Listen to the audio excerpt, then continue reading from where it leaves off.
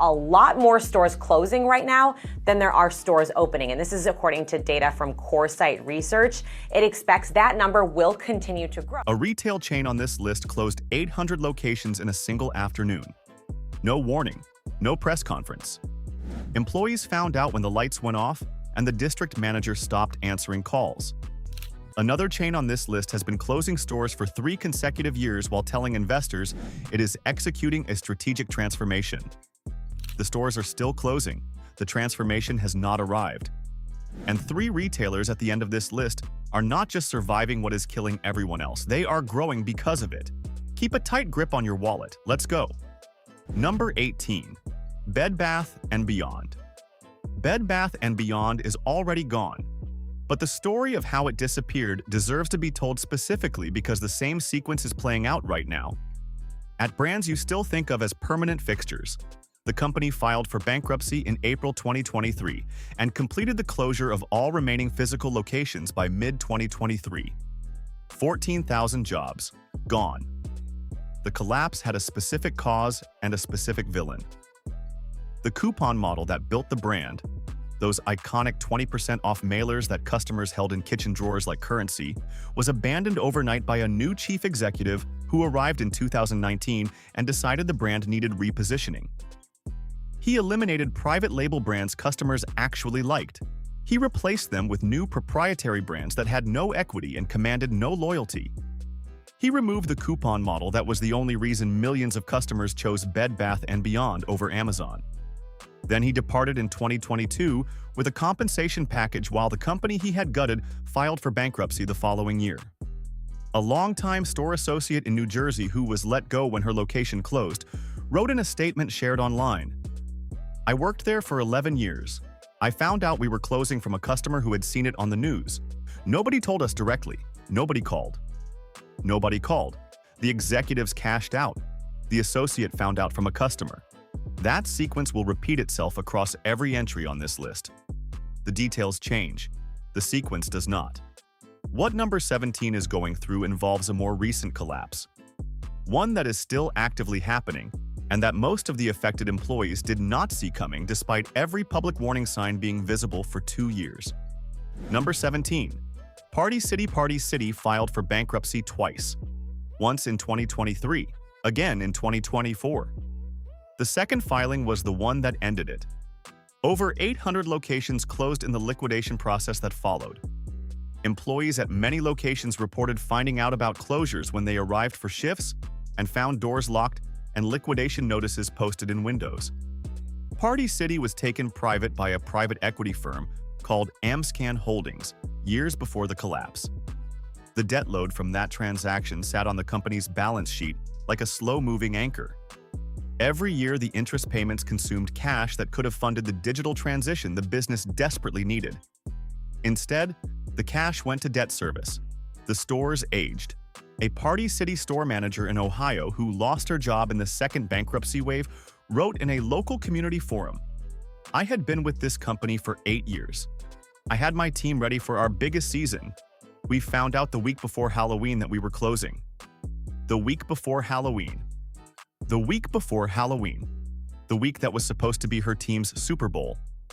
If watching private equity firms load beloved retail brands with debt and then walk away while the employees find closure notices on the door makes your blood boil, subscribe to this channel right now. We document every retail collapse, every extraction scheme, and every executive who walked away with a package while the staff walked away with nothing. Done? Good. Number 16. Tuesday Morning. Tuesday Morning filed for bankruptcy in February 2023 and closed all remaining locations by mid-2023. The off-price treasure hunt model that built the brand, rotating inventory, genuine discounts, the thrill of finding something unexpected at a real price reduction, could not survive the Amazon comparison. The treasure hunt experience requires a trip. The trip requires a reason compelling enough to pull customers away from the couch. Amazon removed the reason. Tuesday Morning's real estate portfolio compounded the problem. Many locations were in secondary strip malls with declining foot traffic, leased at rates negotiated when the customer traffic supported the economics. By 2022, the traffic could not support the economics. The leases did not adjust. A former Tuesday Morning district manager wrote in an industry forum post, "We had loyal customers who genuinely loved what we offered, but we could not compete on convenience. And when your customer base is older and increasingly homebound, convenience wins every time. Convenience wins every time." Tuesday Morning never solved the convenience problem. And what number 15 is experiencing proves that even enormous scale cannot protect you when the fundamental model stops working. Number 15. Sears. Sears was once the largest retailer in America. The catalog that reached every household in the country. The stores that anchored every major shopping mall for 5 decades. The brand that defined American retail aspiration for generations. Eddie Lampert, the hedge fund manager who controlled Sears through his firm ESL Investments, ran it into the ground with a strategy that retail analysts described as extractive at best and deliberately destructive at worst. Lampert separated Sears and Kmart into a real estate investment trust structure that charged the operating stores rent on the properties they had previously owned. Sound familiar? It is the exact same sale-leaseback structure that Golden Gate Capital used to hollow out Red Lobster. Sears went from owning its stores to paying rent on them. Sears filed for bankruptcy in 2018. A ghost of the brand technically continues operating a tiny number of locations. The institution that once competed with everything is now competing with nothing because there is nothing left to compete with. What number 14 is losing did not involve a hedge fund manager engineering a real estate extraction. It involved something simpler and somehow more infuriating. A brand that customers genuinely loved, managed by people who genuinely did not understand why. Number 14. Kmart and Sears share a parent company and share a collapse story. But Kmart deserves its own entry because the specific failure of Kmart is different from the specific failure of Sears. Sears failed because of deliberate financial engineering. Kmart failed because of sustained operational neglect dressed up as turnaround strategy. The stores that remained open through the Lampert era were visibly deteriorating. Lighting systems that had not been replaced since the 1990s. Flooring that showed decades of deferred maintenance. Inventory management systems so outdated that the same products sat in the same locations for months without being evaluated for relevance to current customer needs. Employees who stayed through the decline described a management culture that had stopped investing in the stores because the real estate had become more valuable than the retail operations occupying it. What number 13 experienced is a different kind of neglect. Less deliberate, more painful. A brand that tried to change and changed the wrong things. Number 13. JCPenney. JCPenney filed for bankruptcy in May 2020 and has been operating in a zombie state ever since. The post-bankruptcy JCPenney is a fragment of the pre-bankruptcy chain. Hundreds of locations permanently closed. Johnson eliminated sales and coupons, arguing that JCPenney customers wanted honest, everyday pricing rather than the manufactured excitement of a perpetual discount event. JCPenney customers wanted the coupons. They left immediately and did not return when the coupons came back. Johnson was removed after 17 months. The company never recovered the customer base that departed during that period. The executives who eliminated the coupons did not think about the prom dress. What number 12 is losing involves a customer base equally loyal and a corporate decision equally tone-deaf. Number 12. Macy's is not disappearing entirely. But the version of Macy's that has existed in American malls for the past 4 decades is being deliberately dismantled. In 2024, Macy's announced the closure of approximately 150 stores over 3 years as part of a strategic repositioning towards smaller format locations and its luxury brands. The full-size Macy's department store, anchoring a regional mall, is being phased out as a viable format at scale. The malls that built their tenant mix around a Macy's anchor are now managing the consequences of losing their primary traffic driver. The perpetual sale model that Macy's operated for decades trained customers to distrust any price not marked down from a fictional original. customers who distrust the tag check Amazon. When they check Amazon, they frequently find a better real price than Macy's sale price. A former Macy's personal stylist in New York, who was let go when her location closed, described the experience to a retail industry publication. "I had clients who had been shopping with me for 15 years. I called each one personally. Some of them cried. Not about losing a store, about losing a relationship that the store had facilitated." About losing a relationship. What number 11 is closing involves no relationship, just a ledger. And a corporate structure that decided the ledger mattered more than the community the store served. Number 11. Rite Aid. Rite Aid filed for bankruptcy in October 2023 with approximately 2,200 locations and over 45,000 employees. The restructuring through 2024 and into 2025 resulted in hundreds of location closures, with more continuing through 2026. The opioid litigation settlements that consumed billions in operating cash are the headline cause. The structural problem underneath the litigation is the real story. Pharmacy benefit managers, the intermediary companies that negotiate reimbursement rates between drug manufacturers and pharmacies, have compressed pharmacy margins for years in ways that make the economics of a standalone pharmacy chain increasingly difficult to sustain. Rite Aid's locations are disproportionately in urban and rural communities that are already medically underserved. When these locations close, the pharmacy that was the closest point of access to prescription medications for residents without reliable transportation simply disappears. No competitor moves in. The economics that made Rite Aid marginal in these locations make them unattractive to every alternative operator. Rite Aid's shareholders and opioid settlement creditors had somewhere to go. The patients were left to figure it out. What is happening at number 10 involves a different kind of community loss. One that is playing out in real time across neighborhoods that once counted on this name as a fixture of daily life. Number 10. Walgreens. Walgreens announced the closure of approximately 1,200 stores over 3 years, beginning in 2024. The program is deep into execution as of 2026. The closures are concentrated in markets where individual locations cannot sustain standalone economics against the combined pressure of Amazon pharmacy delivery, Walmart pharmacy expansion, and the same pharmacy benefit manager margin compression affecting Rite Aid. Walgreens CEO Tim Wentworth described the closures in investor communications as the right sizing of a footprint that had been built for a retail environment that no longer exists.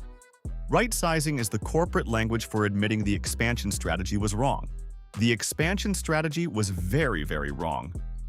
Walgreens expanded aggressively in the 2000s and 2010s, placing locations within blocks of each other in markets where the customer base could not sustain 2 locations. The internal competition between Walgreens locations serving the same customer base was cannibalizing revenue that the company needed to fund the digital transition it simultaneously could not afford. A Walgreens store manager in Chicago, whose location was among the first closure wave, described the community response to a local news outlet. "This neighborhood has 3 Walgreens within 6 blocks. I understand why mine was chosen. What I do not understand is why all 3 were opened in the first place." Why all 3 were opened in the first place? That question is the entire Walgreens expansion strategy failure, summarized in one sentence. Hit that like button right now if you think customers and employees deserve honest answers from the executives who made the decisions that are closing these stores. Because every employee who finds out their location is closing from a news alert, rather than from a manager, deserves to know that someone is documenting exactly what is happening and why. Done? Good. Number 9. CVS Health. CVS Health announced the closure of approximately 900 stores over 3 years beginning in 2022. The program continues through 2025 and into 2026. The same pharmacy benefit manager margin compression affecting Rite Aid and Walgreens is affecting CVS. The same overexpansion legacy is creating the same internal competition problem. The same digital disruption from Amazon Pharmacy is compressing the retail pharmacy customer base. CVS has the largest pharmacy benefit manager subsidiary in the country, Kmart. The irony of a pharmacy chain whose own subsidiary is compressing the margins of the pharmacy operations it owns is not lost on the industry analysts covering the sector. CVS is simultaneously the victim and the perpetrator of the margin compression destroying pharmacy retail. What number 8 is losing involves no pharmacies, no prescriptions, and no patients, just furniture, and the specific American ritual of buying it. Number 8. Tuesday morning. The Furniture Edition, Pier 1. Imports. Pier 1. Imports closed every single one of its approximately 900 stores in 2020. The brand technically relaunched as an online-only operation. The physical stores are gone permanently. Pier 1 built its identity around a specific and irreplaceable retail experience. The smell of the candles, the texture of the throw pillows, the specific sensory environment of browsing home decor in a physical space that made the purchase feel like a discovery rather than a transaction. That experience cannot be replicated on a website. It cannot be replicated in a photograph. It cannot be replicated by a 2-day delivery of something you selected from a thumbnail image. Pier 1's leadership recognized the digital threat too late and responded too slowly. The debt load from years of store expansion consumed the capital that a meaningful digital transition would have required. The physical stores closed before the digital infrastructure could fill the gap. What number 7 is losing involves a different kind of memory. The specific American memory of a childhood spent in a store that felt like an event rather than an errand. Number 7. Toys R Us. Toys R Us closed its last American locations in 2018 and attempted a comeback through Macy's shop-in-shop partnerships that have not produced meaningful results. The original collapse was driven by a $6.6 billion leveraged buyout by KKR, Bain Capital, and Vornado Realty Trust in 2005. 3 private equity firms. $6.6 billion in debt loaded onto a toy retailer. The debt payments consumed every dollar that should have funded the digital transition Amazon was forcing on every physical retailer in America. Toys R Us could not invest in e-commerce because the interest payments on KKR and Bain Capital's acquisition debt left no cash for anything else. The private equity firms collected their fees. The toy store filed for bankruptcy. 33,000 employees lost their jobs. A former Toys R Us store manager in California who was with the company for 14 years described the closure to a retail documentary crew.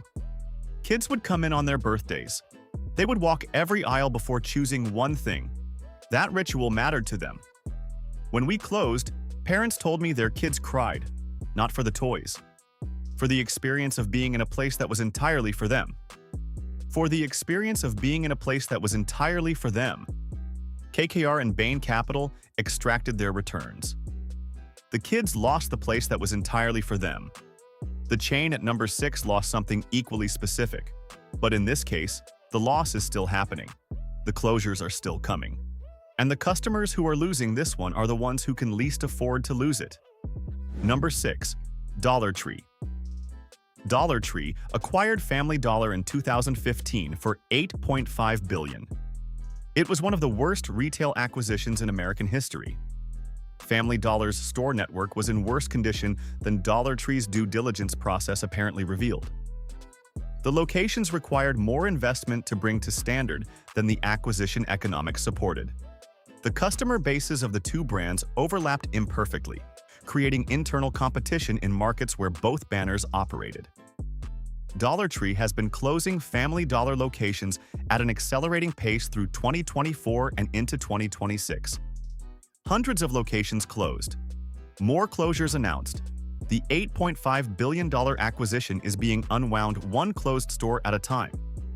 The communities losing Family Dollar locations are disproportionately low-income communities where Family Dollar was often the most accessible retail option. What number 5 is losing hit a different demographic equally hard. The middle-class family, the one that depended on a specific retail promise that lasted for decades and then broke in a single announcement. Number 5. Bed Bath & Beyond. The first entry on this list was about the mechanics of the collapse.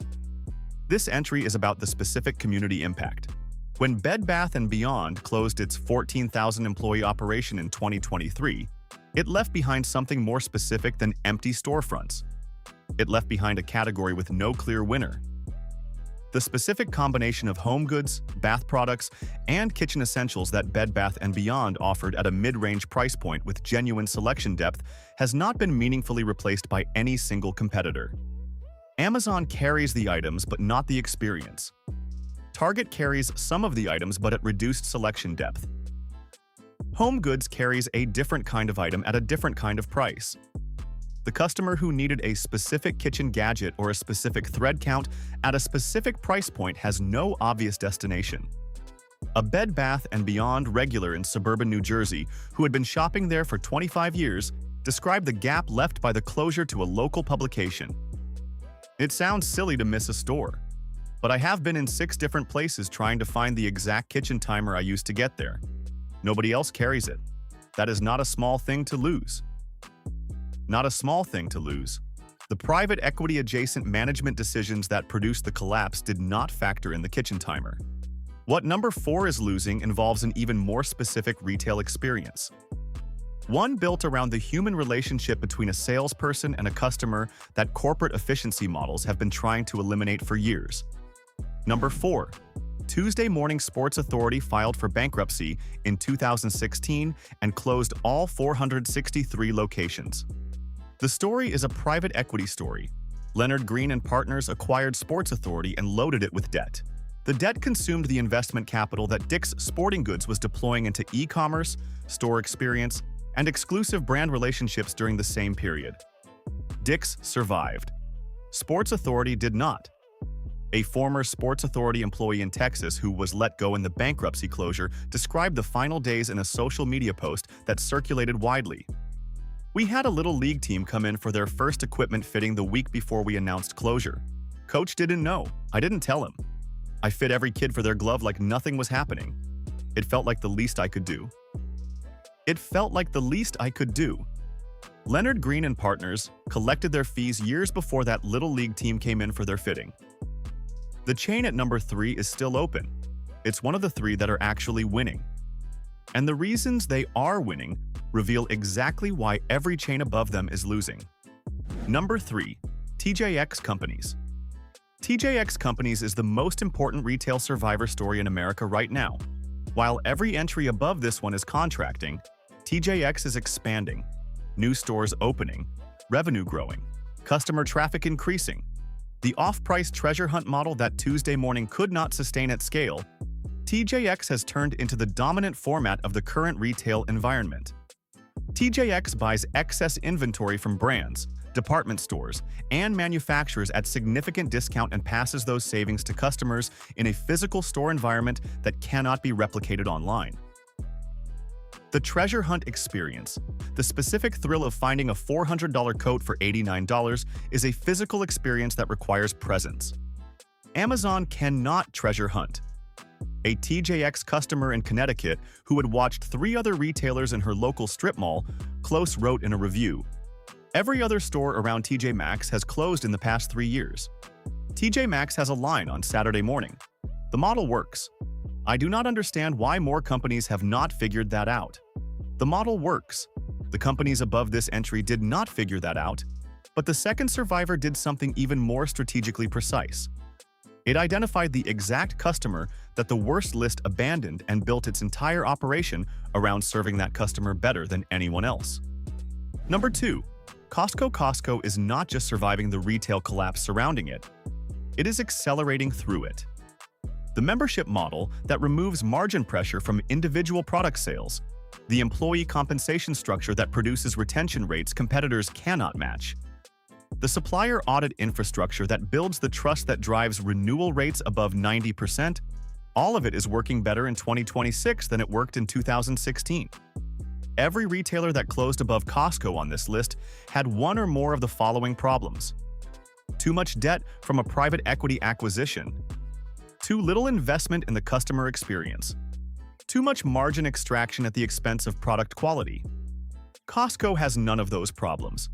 It is privately structured in ways that remove the earnings call pressure. It pays its employees wages that produce loyalty rather than turnover. It sources products with audit standards that build trust rather than exploit it. A Costco member in Washington state who had watched Sears, Kmart, and Pier 1 all close in her community over the past decade wrote in a review, "Every store from my childhood is gone. Costco is the only one left standing. I think about why that is every time I renew my membership. The answer is always the same. They actually care whether I come back. They actually care whether I come back." That is the sentence that separates the survivor from every entry above it. The third and final survivor built its entire model around an even more specific version of that same principle. Not just caring whether the customer comes back, but making the store itself the proof of that care every time the doors open. Number 1. Target has navigated the retail collapse more skillfully than any major department store competitor. Not perfectly. Target has had specific controversies, specific missteps, and specific quarters that produce declining traffic. But the underlying model, a curated mid-market retail experience built around design, value, and brand partnerships that create genuine exclusivity, has proven more durable than every department store format on this list. Target identified a specific customer who shops for both groceries and discretionary merchandise, and built a store experience that serves both needs in a single visit. The owned brand portfolio, specifically the food and household brands that Target has developed, creates purchase reasons that are not available at Amazon. You cannot buy Good and Gather on Amazon.